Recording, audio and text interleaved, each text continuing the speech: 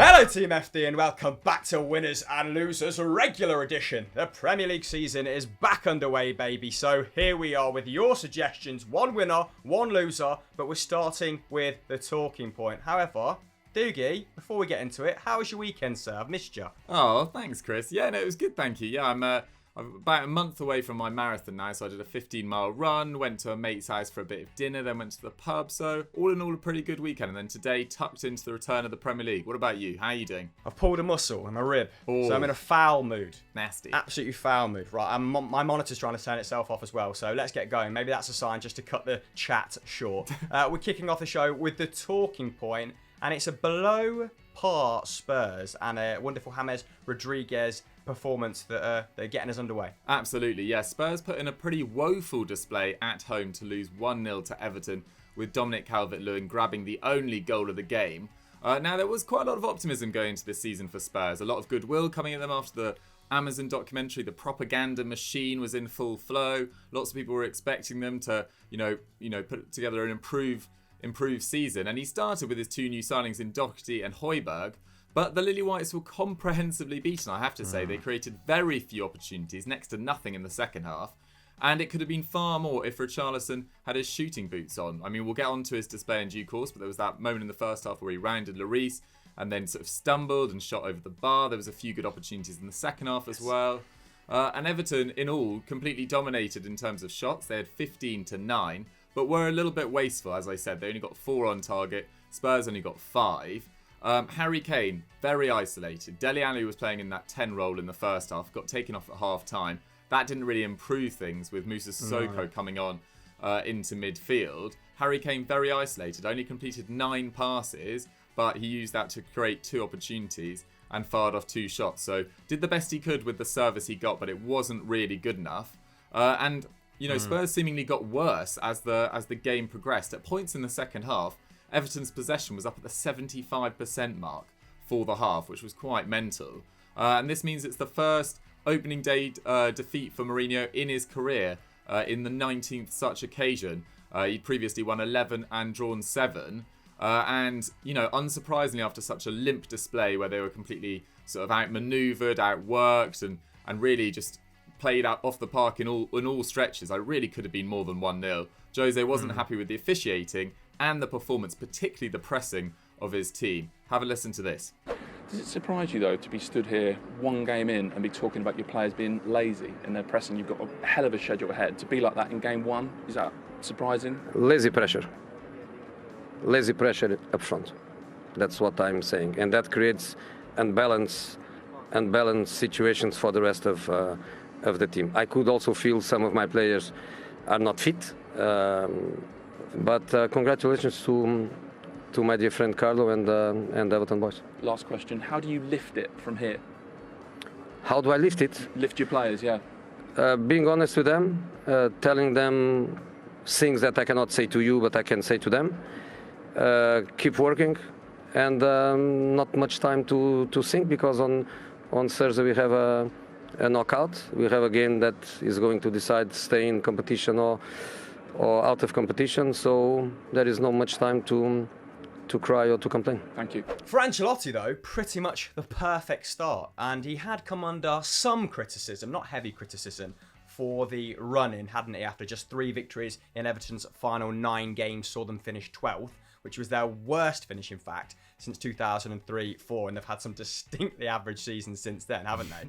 But what an exciting summer they've had, bringing in Alan, Decore, James Rodriguez, of all people, and he was absolutely excellent, the latter, on his debut, creating 5 chances, the most by any player on their Premier League debut since Alexis Sanchez, by the way. And not only that, people questioned whether he would have the work rate to succeed in the Premier League. They were saying that Seamus Coleman, very early on, is going to have to do an awful lot of defensive work down that flank, but proved the doubt was wrong here in this match with a massive 5 tackles and interceptions. He also completed 2 dribbles and fired off 3 shots, leading many people early doors to label him the signing of the summer so far.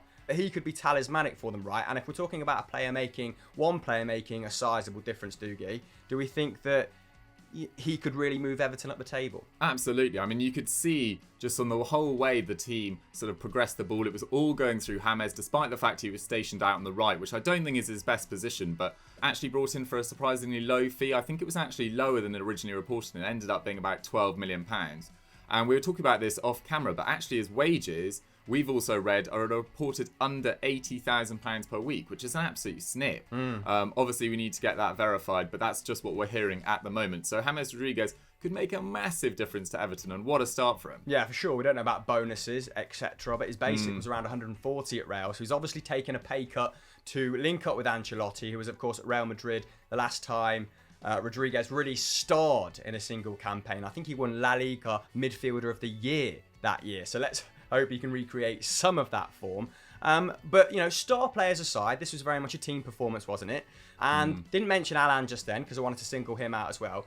He, the Brazilian, really typified this, didn't he? Won the ball back 6 times, was a man mountain, and I feel vindicated for banging on about him for 2 years now on the podcast. So a really good start from him. Richarlison, only thing missing from his game was the finishing. Have to touch upon his performance as well. 6 tackles and interceptions, 10 dribbles.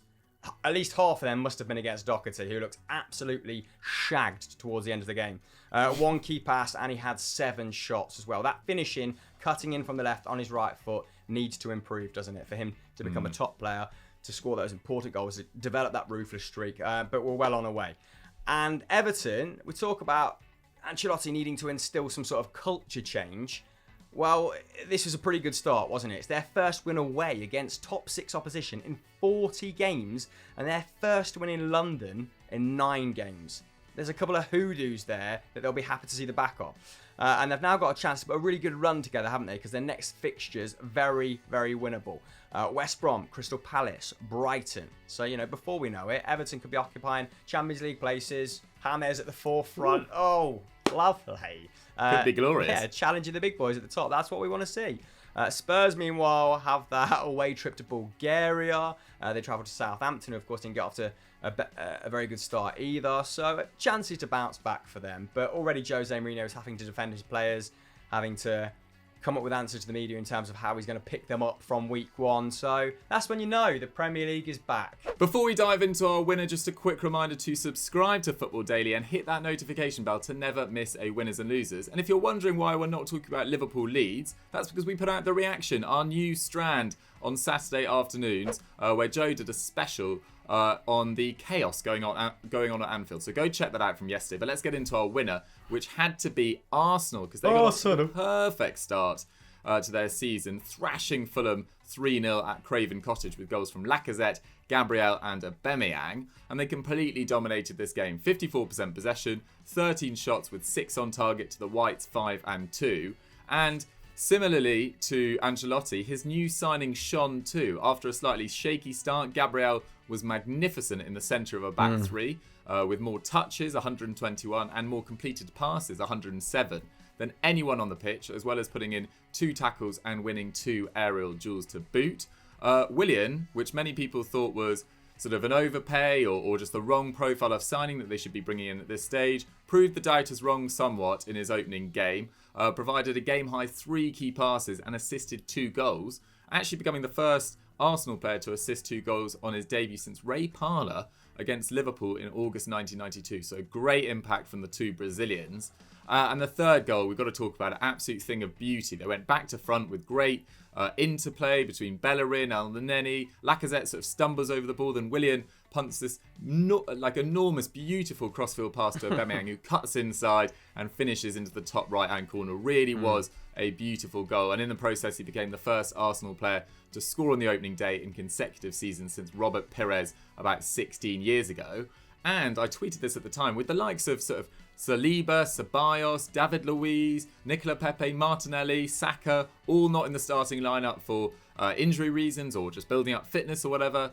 Arsenal now have a squad of real depth, and it feels like they've got a real opportunity to make a consistent challenge for that top 4. And all Arsenal fans really want to see this year is progress, and it feels like Arteta is the man to bring that to them. But he acknowledged that he's got some selection headaches in this interview. So have a listen to this even. For all the players that were today on the bench, and as well the ones that we had to leave at home, that they have to raise the level, and then the performance of the club and the team is going to improve, and this is what I demand them.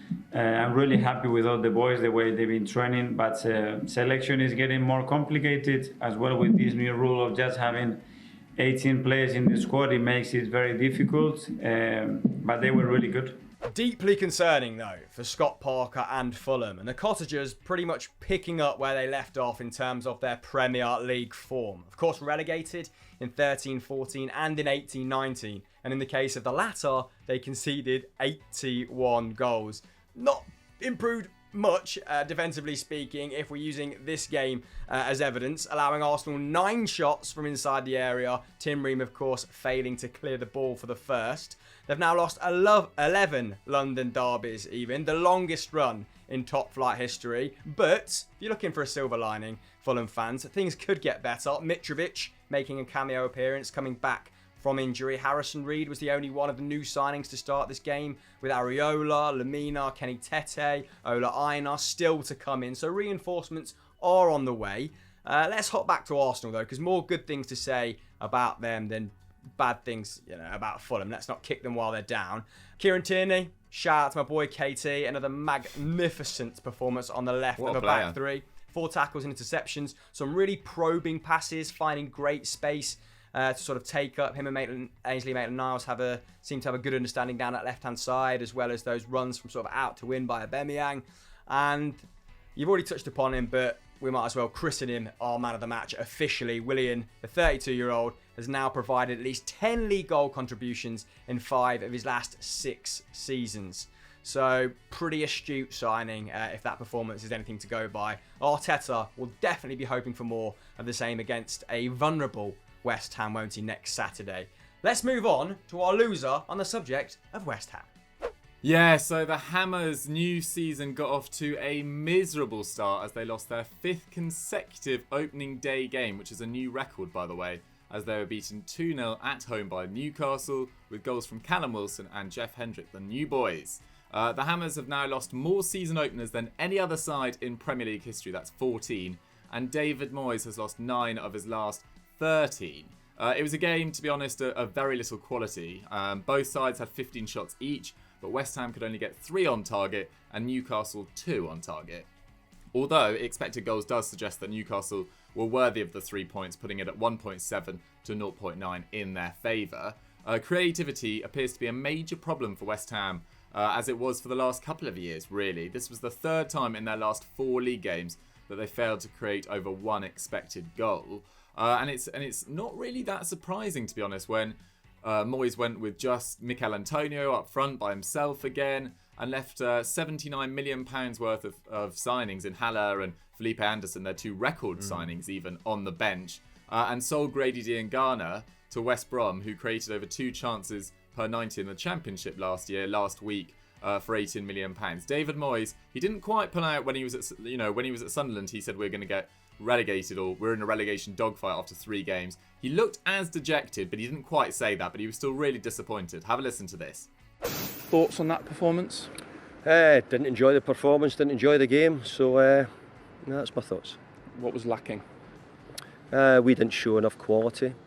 I thought it was a disappointing game, and I didn't particularly think it was officiated well tonight, but that's not the reason we lost. Expected goals has forgiven Steve Bruce. They finished bottom for that metric last campaign, didn't they? So I'm very surprised to see they deserved this victory according to expected goals. But he'll be delighted, won't they? It's their first opening day win since beating Spurs in August 2012. Used to getting off to poor starts, aren't they, the Magpies? So this will be a bonus for their fans. And it was a just reward, I'd say, for his bravery in terms of being a little bit more forward-thinking. Started Andy Carroll alongside Callum Wilson. Obviously hoping they formulate some sort of partnership because they were bereft of goals, weren't they, last campaign? John Joe Shelby was their top goal scorer with 6. And with that support from Saint Maximin, you're hoping that chance creation is also going to not be in as short supply this term. So yeah, he started with 3 of his new signings, all acquitted themselves well. Jamal Lewis completed 2 tackles and created 3 chances. I thought his delivery was consistently good from that left-hand side. Jeff Hendrick, who Could have gone to AC Milan. You know, the Rossoneri have missed out big time there. Completed 1 dribble, 3 interceptions, grabbed a really smart assist, actually. A little flicked header, and capped it off with an excellent goal. It was an emphatic finish, wasn't Hammered it? it in, yeah. Love that from Jeff. Love his long hair. Dougie, don't get jealous, man. Callum Wilson, he was also pretty productive, wasn't he? Good to see him back at his best, firing off 4 shots, created 2 chances for his teammates, and scored his first goal for Newcastle. And he's only had 1 season where he's gone over double figures in the Premier League in terms of goals. So let's hope that he does that again. Now he's come through the back end. There's some terrible injuries. Obviously, Bournemouth weren't great last campaign. He's teamed up with his old pal Ryan Fraser and moved to the north. So let's hope he hits at least 10 in the coming season. He's also incredibly good against West Ham, by the way. He's scored 8 goals in 9 games against them, more than any other side.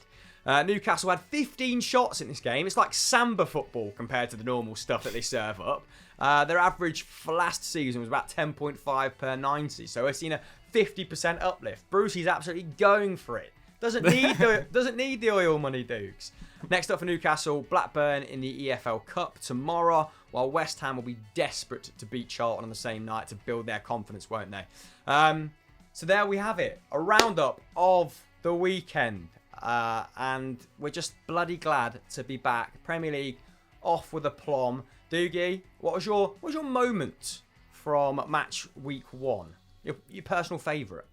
Oh, I think the thing that will probably linger with me longest is James Rodriguez's performance, but I'm not going to call that out because we've already talked about it. I actually thought it seems a bit sort of morbid to put that as this is my moment of the weekend, but I actually was surprised by how poor Leicester were for the first 75 minutes of that display against West Brom. I mean, the scoreline really, I thought, flattered them quite a lot with 2 Vardy penalties in there as well. I thought without Pereira, without Maddison, without Chilwell, it could be quite difficult for them. I thought it was quite a mid-table display, although they do have those people to come back. But yeah, sorry Leicester fans, it's not the most cheery moment of the weekend.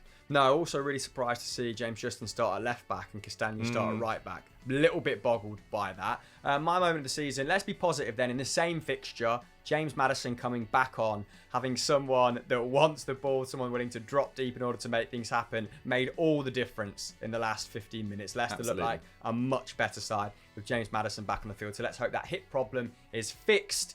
And Leicester can improve moving forwards because the teams around them have definitely improved. Right, that's it for this week. Thank you very much for joining us, and we'll see you next week. Make sure you keep an eye on Twitter if you want to get involved. Bye. Bye.